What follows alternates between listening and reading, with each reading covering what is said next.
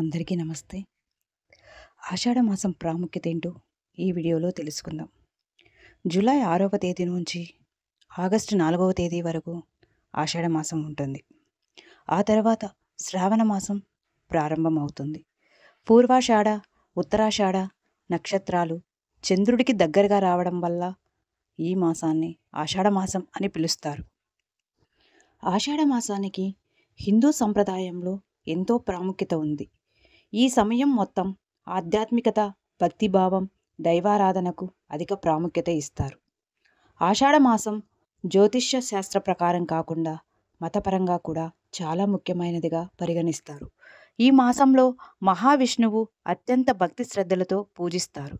దుర్గామాతతో సంబంధం కలిగిన గుప్త నవరాత్రులు ఈ మాసంలోనే వస్తాయి. ఆషాఢ మాసం నుంచి పండుగలు ప్రారంభమవుతాయని చెబుతారు. ఎక్కువ పూజలు, యాగాలు నిర్వహిస్తారు. జగన్నాథుడి రథయాత్ర, దేవశయని ఏకాదశి, చాతుర్మాసం, వారాహి నవరాత్రులు, కర్కాటక సంక్రాంతి ఈ మాసంలోనే వస్తాయి. ఆషాఢ మాసంలోనే దక్షిణాయనం ప్రారంభమవుతుంది. ఈ గుప్త నవరాత్రుల్ని వారాహి నవరాత్రులుగా పిలుస్తారు. ఆషాఢ మాసంలో వచ్చే దేవశయని ఏకాదశి నుంచి శ్రీ మహావిష్ణువు యోగ నిద్రలోకి వెళ్తారని నమ్ముతారు. 4 నెలల అనంతరం దేవుత్తాన ఏకాదశి నాడు మేల్కొంటాడు. ఈ 4 నెలల సమయంలో శుభకార్యాలను నిషేధిస్తారు. ఈ 4 నెలల కాలాన్ని చాతుర్మాసం అని అంటారు. విష్ణుమూర్తిని, శివుడిని, సూర్యుడిని, దుర్గాదేవిని ఎక్కువగా ఆరాధిస్తారు. దాన ధర్మాలు చేస్తూ యజ్ఞాలు, యాగాలు నిర్వహిస్తారు. ఈ మాసంలో గొడుగు, మట్టి కుండలు దానం చేస్తే చాలా మంచిదని భక్తుల విశ్వాసం. ఆషాఢ మాసం అంటేనే కొత్తగా పెళ్ళైన దంపతులు ఈ నెల రోజులు దూరంగా ఉండాలి. పెద్దలు ఈ సాంప్రదాయాన్ని ఎందుకు తీసుకొచ్చారు, దీని వెనుక ఉన్న కారణమేంటో తెలుసుకుందాం. ఆషాఢ మాసంలో కొత్తగా పెళ్ళైన దంపతులు నెల రోజుల పాటు దూరంగా ఉండాలి. ఎందుకంటే ఈ సమయంలో గర్భం దాల్చడం వల్ల సరిగ్గా వేసవి కాలానికి ప్రసవం జరుగుతుంది. ఎండాకాలంలో తల్లి బిడ్డలకు అనారోగ్య సమస్యలు వస్తాయని భావించి పూర్వీకులు ఈ నెలలో కొత్తగా పెళ్లి అయిన దంపతులకు దూరంగా ఉండమని సాంప్రదాయాన్ని తీసుకువచ్చారు. ఆషాఢ మాసం నుంచి వర్షాకాలం ప్రారంభమవుతుంది. వ్యవసాయ పనులు మొదలవుతాయి. వర్షాల వల్ల రైతుల విత్తనాలు చల్లుకుంటూ ఎక్కువగా పొలంలోనే గడుపుతారు. కొత్తగా పెళ్ళైన యువకుడు అత్తారింట్లో ఉంటే వ్యవసాయ పనులు సాగవని కూడా అంటారు. అందుకే అమ్మాయిని పుట్టింటికి పంపిస్తారు. వేసవి నుంచి చల్లటి వాతావరణంలోకి రావడం వల్ల ఇన్ఫెక్షన్స్, తలనొప్పి వంట వ్యాధులు వచ్చే అవకాశం ఉంటుంది.